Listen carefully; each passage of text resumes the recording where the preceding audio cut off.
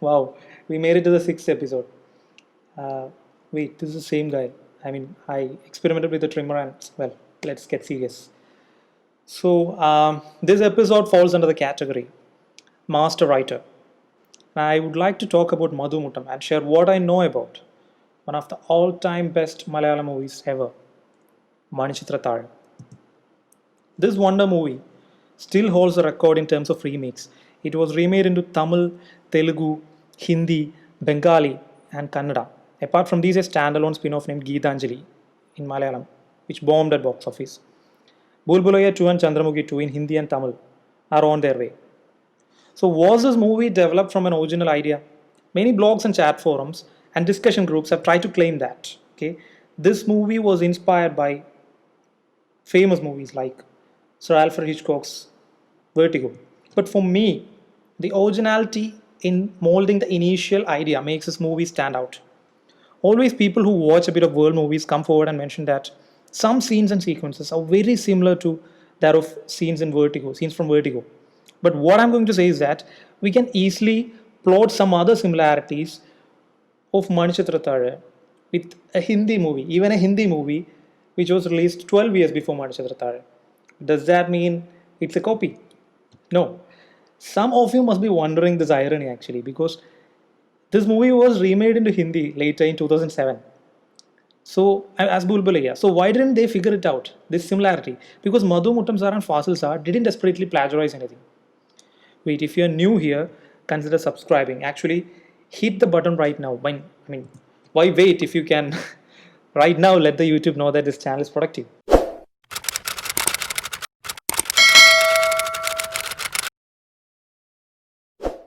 Manchitra Tara in English stands for a log which is, decorated, ornamented log.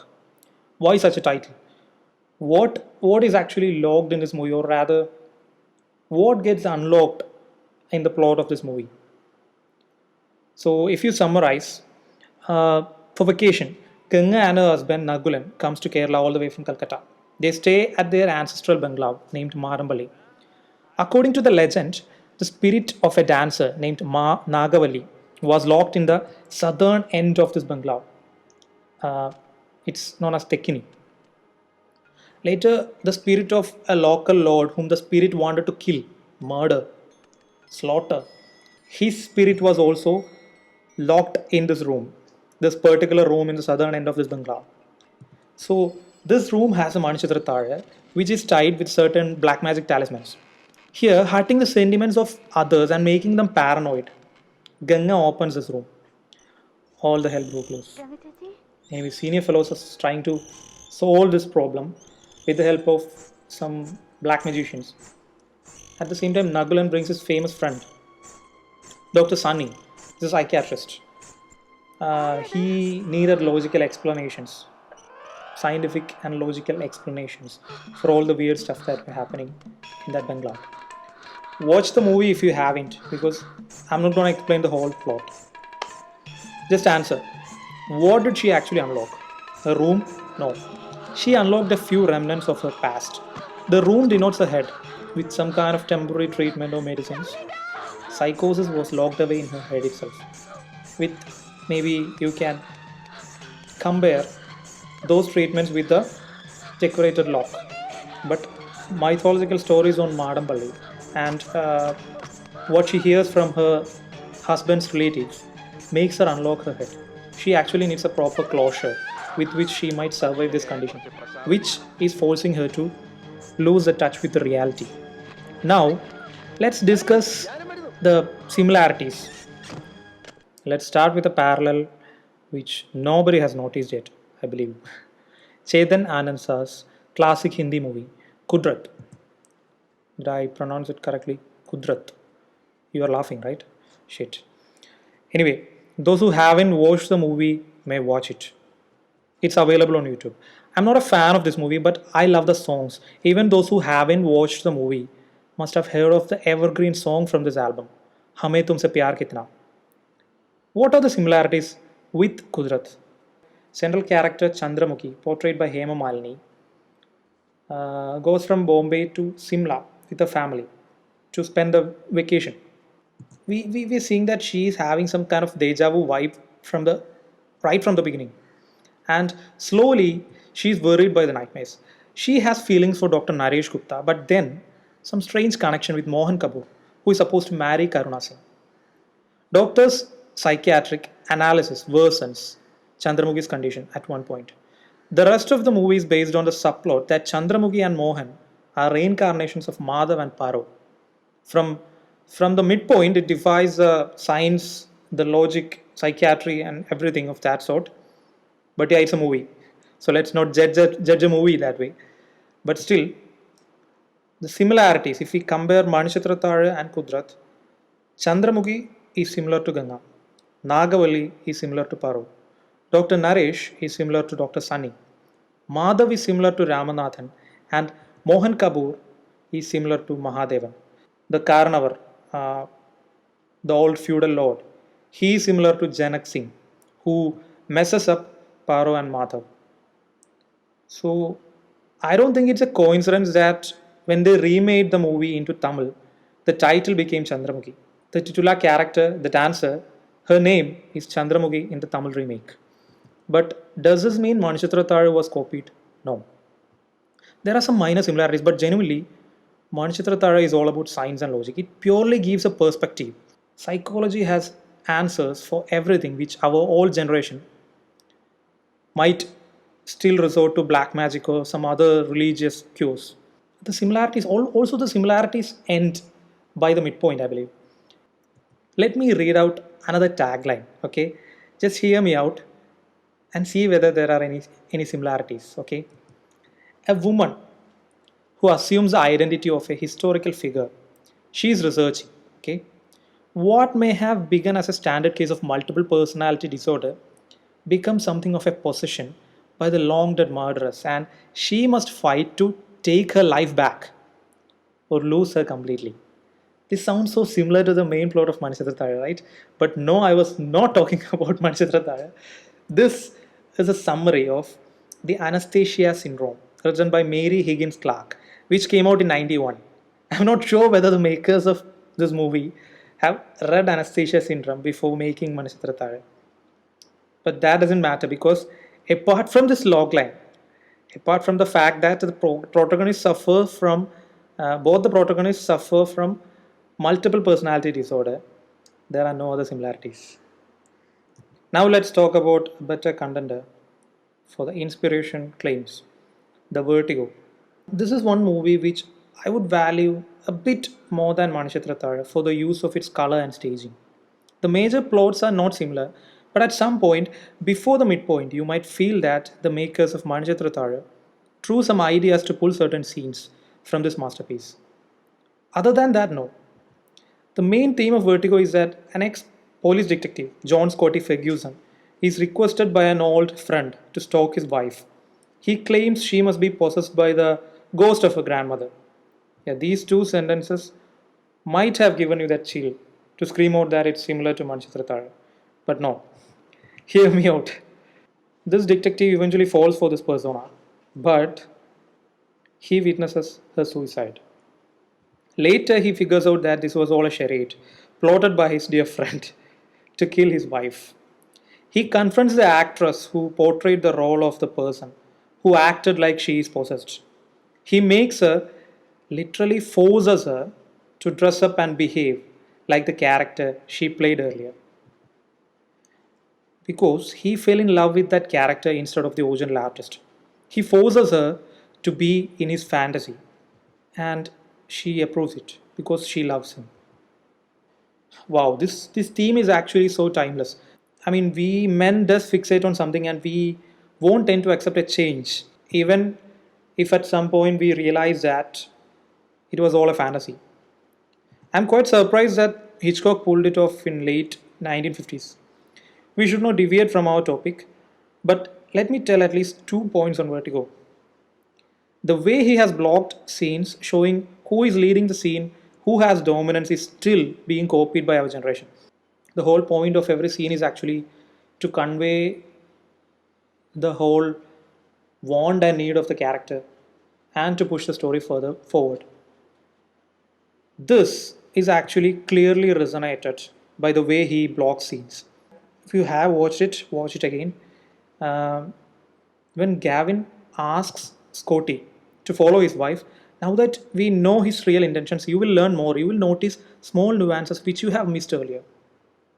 About the color, he has given a color to each character. What is going on in their mind is getting resonated through the color. Green is woven around the fake persona and denotes the unreality, the fantasy to which Scotty is obsessed with. Green. So the red is used whenever his obsession, his dangerous love is in play. Yellow denotes the hope Marjorie Midge gives Scotty, which he doesn't care always because he has already fallen for the fantasy. Blue denotes the normalcy, the, the border between reality and unreality, where Scotty has an option to resort back to reality.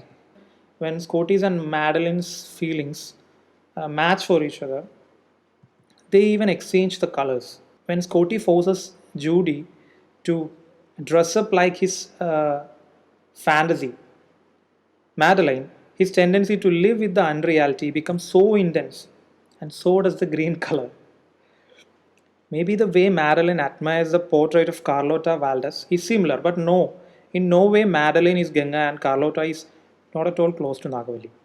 By the way, hit the like button if you're getting some value out of what I'm trying to say. If you're so desperate to blame a Malayalam movie, you can go blame Manar Mathai speaking, which kind of copied this murder plot of a devious man. So now let's get back to our point. Why is the screenplay of Madhu Muttam considered so timeless? So this movie is a wonder on so many levels because Fasil Shah himself didn't direct all the scenes. He had three second unit direction units with separate cinematography team to finish the shooting within the schedule. Those who led each second unit team were already renowned directors at that time. But all of them came together for their group. That is some brotherhood, right? So for Siddiq Lal Combo, who directed most of the comedy scenes, Venu sir held the camera.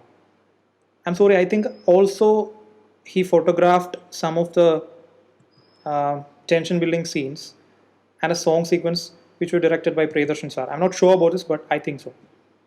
For Sibi Malayal sir, beloved Sunny Joseph sir held the camera. And finally, for Fasil sir himself, late Anandakuttan sir held the camera.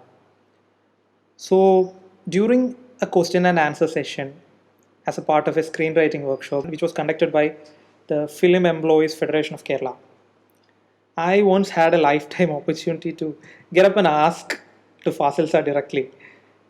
I mean, how did he manage all this? How come this movie is so unified if they were shooting in parallel?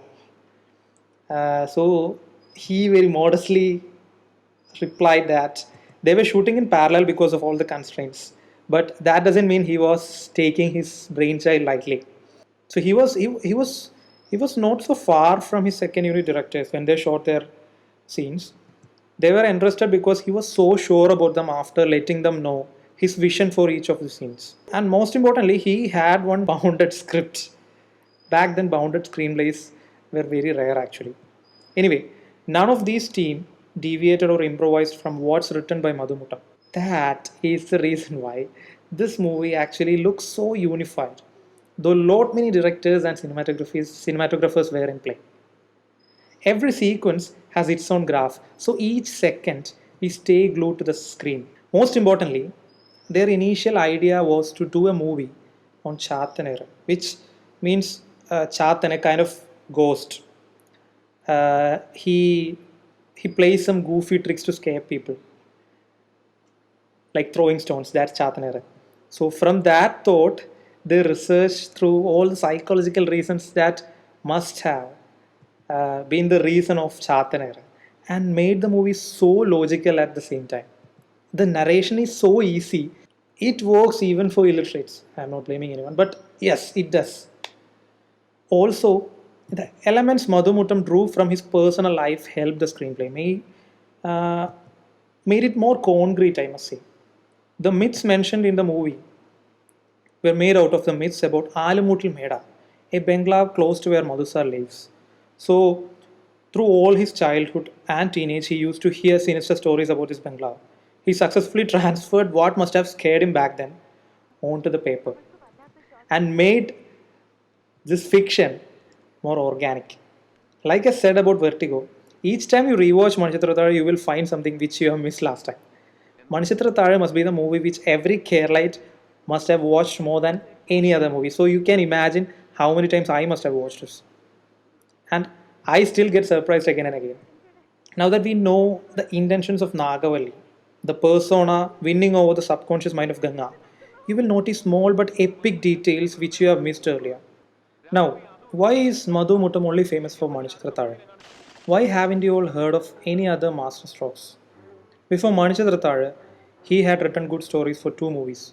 Ennannum Kannetande, which was released in 86, and Kakothi Kavile Appupan Thadi, which came in 88, I believe. Both these movies were adapted for screen by none other than Fazil Sa. Former was directed by himself and Kamal Sa directed the latter. Then Manichitra Thazhu happened in 93. Madhu Muttam's debut as a screenwriter. I I strongly believe these films, I'm just speculating, but still, this film's immense success must have ruined his career. You just try to see the big picture. It also makes sense, undoubtedly. Because Manichitra Thazhu influenced all the 80s and 90s kids of South India. It altered our perspective on cinema. And though there were many good psychological thrillers before Manichitra Thazhu, the first movie a Keralite would refer to is Manichitra Thazhu. Madhu Muttam sir set the bar so high for all the psychological thriller screenplays. And for obvious reasons, this attacked Madhu Muttam also. From then on, he is expected to create the same magic. No, I think people are expecting more than Manichitra Thazhu from him. He lives alone and he has always been trying to escape from the expectations on his talent and the reputation which he earned because of Manichitra Thazhu. But since those early 90s, he has been failing somehow. The only feature which came out later in is Bharadan or Bharadan Effect, a science fiction movie which came out in 2007 and tanked at box office. The only achievement to be proud of is that he got credited for writing the dialogues of a movie. Uh, it's a huge movie actually. Ensemble cast Hari Krishnans, which came out in 2000, sorry, in 98, which was again directed by Fasil Sa. Apart from this, it's just this Bharadan effect.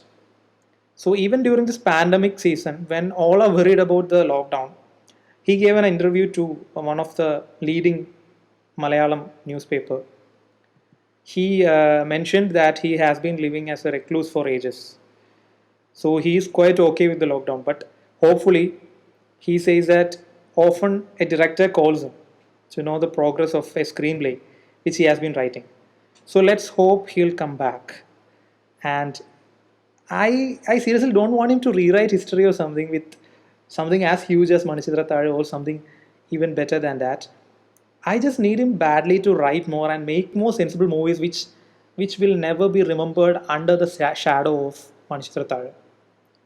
So the lesson actually for all of us, maybe your first or second work will win some immense expectations from your audience, but that shouldn't shadow you or that shouldn't cloud your future. You have to work from scratch every now and then.